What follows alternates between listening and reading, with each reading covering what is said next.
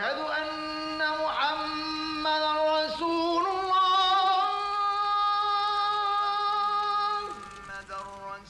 अशहदु अन्ना Muhammadan रसूलुल्लाह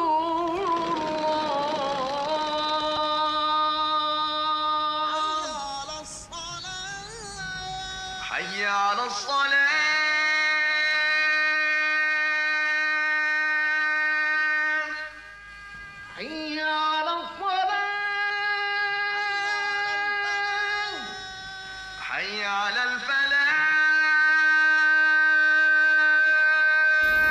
मेरे प्यारे भाइयों और बहनों, दोस्तों और साथियों, आज की सभा में हम आप सब का हार्दिक स्वागत कर रहे हैं। आज हम एक ऐसी बात पर विचार करेंगे जो मेरे लिए, आपके लिए और सारे इंसानों के लिए बहुत ज़्यादा इम्पोर्टेंट है। हम कौन हैं? ये दुनिया क्या है? हम यहाँ पर किस लिए आए हैं? हमारे जीवन का लक्ष्य क्या है? जब हम इस ज़मीन पर आते हैं, आंखें खोलते हैं, बड़े होते हैं, तो ये प्रश्न हमारे सामने ज़रूर आते हैं। दुनिया में बहुत से जानदार, बहुत से प्राणी हैं। यहाँ पर जीव जंतु रहते हैं, यहाँ पर पेड़ पौधे रहते हैं और यहाँ पर इंसान भी रहता है। लेकिन इन सब में सबसे बड़ा इंसान ही है। इंसान के बारे में कहते हैं कि he is the hero of the universe. इस सारी सृष्टि का अगर कोई हीरो है, लीडर है, तो इंसान ही है। तो आइए आज हम इस इम्पोर्टेंट क्वेश्चन पर थोड़ा सा गौर करें, थोड़ा सा चिंतन करें। हम देखते हैं कि ये ज़मीन, ये सूरज, ये चांद, ये आसमान, ये सब के सब बहुत ही ख़ास तरीके से बनाए गए हैं। क्या इस आसमान खुद ब खुद अपने आप बन गया? क्या चांद, उसको कोई कंट्रोल करने वाला नहीं है? क्या सूरज, उसको कोई निकालने और डुबाने वाला नहीं है? ये चांद इस बात की गवाही देता है, सूरज उसकी तेज़ी और उसकी गर्मी इस बात की गवाही देती है, हवाओं का चलना, समंदर से भाप का उठाना, फिर उस भाप का बादलों में तब्दील होना, उन बादलों का सूखी हुई ज़मीनों की तरफ आना, फिर उनसे बारिश का बरसना, उस बारिश से हमारे खेतों का जलथल हो जाना और फिर वहाँ से हमारी खेतियों का सोना उगलना, जिससे हमें अनाज और गल्ला भी मिलता है, फल भी मिलते हैं, तरकारियाँ भी मिलती हैं और भी हमें फ़ायदा पहुँचाने वाली बहुत सारी चीज़ें मिलती हैं। ये सब के सब, क्या इसके पीछे कोई है नहीं? कोई इनका बनाने वाला नहीं है? साइंस हमारी मदद करती। साइंस हमारे सामने इस सृष्टि के बहुत सारे गोशों को, बहुत सारे कॉर्नर्स को खोल खोल कर पेश करती है और ये समझने में हमको मदद देती है कि ये जो पूरा इतना बड़ा एक कारनामा है, इतना बड़ा एक कारखाना है, ये कैसा है। मैं साइंस की दो एक बातें आपके सामने बताता हूँ। ज़रा इस सूरज पे गौर कीजिए। ये हमसे 9 करोड़ 30 लाख मील के डिस्टेंस पर है। ये एक पावर स्टेशन है। वहीं से एनर्जी हमारे पास आती है, वहीं से गर्मी हमारे पास आती है।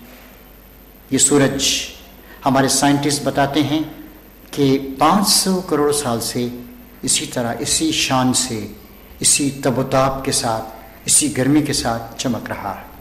अगर ये सूरज नहीं होता, हमारे यह सूर्यमंडल, सोलर सिस्टम नहीं होता, तो फिर हमारी ज़मीन भी नहीं होती। सूरज के चारों ओर हमारी ये ज़मीन चक्कर लगा रही है। 365 दिन में हमारा एक साल पूरा होता है। बल्कि सही बात यह है कि हमारी ज़मीन को सूरज का एक चक्कर पूरा करने में 365 दिन, 5 घंटे, 48 मिनट और 45.51 सेकेंड लगते हैं। यानी देखिए कितना एग्जैक्ट, कितना प्रिसाइज, कितना ठीक ठाक, कितना नपा तुला हुआ हिसाब है।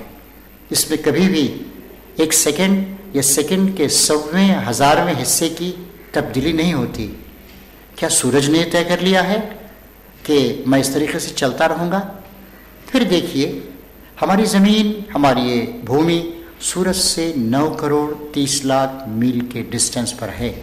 किलोमीटर में हम कह सकते हैं कि ये 15 करोड़ किलोमीटर दूर।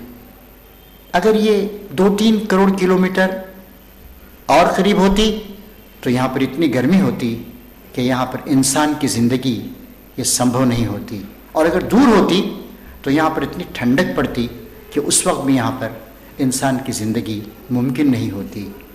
क्या सूरज ने और ज़मीन ने मिलकर तय किया है कि वो इस फासले पर, इस डिस्टेंस पर एक दूसरे से रहेंगे? नहीं, इसके पीछे कोई स्कीम है, इसके पीछे कोई प्लान है, इसके पीछे कोई प्लानर है। अभी तक हमने सोलर सिस्टम की बहुत स्टडी की है, अध्ययन किया है।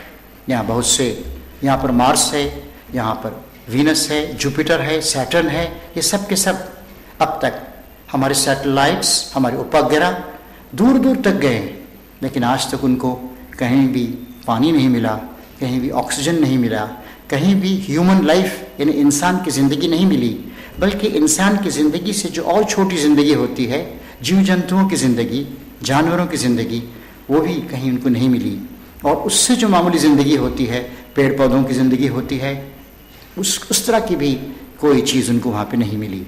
इंसान सिर्फ इस ज़मीन पे पाया जाता है। इस ज़मीन पर एक गिलाफ चढ़ा हुआ है हवा का, जिसमें ऑक्सीजन है, हाइड्रोजन है और थोड़ी सी कार्बन डाइऑक्साइड मिली हुई। ये सिस्टम कैसे खुद ब खुद बन गया? अगर इंसान को 4-5 मिनट भी हवा नहीं मिले तो जिंदा नहीं रह सकता है। सांस लेना हमारे लिए ज़रूरी है। इसी ज़मीन पर हम देखते हैं कि पानी पाया जाता है। ये पानी, इसमें मछलियाँ रहती हैं और समंदर के बहुत सारे जानवर रहते हैं। वो अगर हवा में आए तो मर जाएंगे। तो क्या ये खुद ब खुद ये सिस्टम बन गया या इसका कोई बनाने वाला है?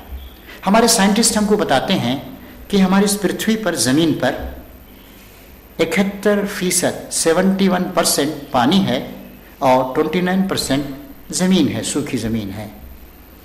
कितना बड़ा इंतज़ाम है वो हमें बताते हैं कि 1 सेकंड में हमारे समंदरों से 1 करोड़ 60 लाख टन पानी भाप बनकर ऊपर जाता है, बादलों में तब्दील होता है और हर सेकंड में इतना ही पानी ज़मीन पर कहीं ना कहीं बरसता है। 1% पानी है जो सर्कुलेशन में है। और अगर आप कैलकुलेट करें, इस वक्त ज़मीन पर 670 करोड़ इंसान रहते हैं। रोज़ाना 2 लाख लीटर के करीब, 2-2.25 लाख लीटर के करीब पानी एक एक इंसान के लिए यहाँ पर उपलब्ध कराया जा रहा है, सप्लाई किया जा रहा। मीठा पानी, सॉफ्ट वाटर, जिसमें नमक नहीं है, जिसमें किसी किस्म की कोई और ख़राबी और गंदगी मिली हुई नहीं।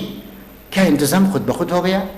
जब हम इन तमाम चीज़ों पर गौर करते हैं तो ये निष्कर्ष हमें निकालना पड़ता है ये कि बहुत ही एक प्लान्ड ये ज़िंदगी। इंसान अपने आप पे गौर करे, इंसान अपने बदन पे गौर करे। इंसान कैसे बन गया?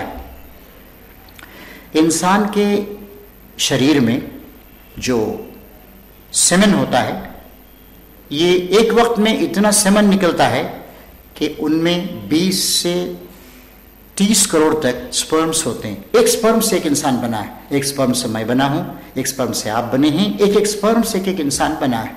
बाप की तरफ से स्पर्म आया, माँ की तरफ से एक छोटा सा अंडा आया, ओवा, और इन दोनों के मिलने से माँ के पेट में इंसानी जिंदगी शुरू हो गई और करीब 9 महीने में ये कंप्लीट हो गया और इंसान बाद में आ गया।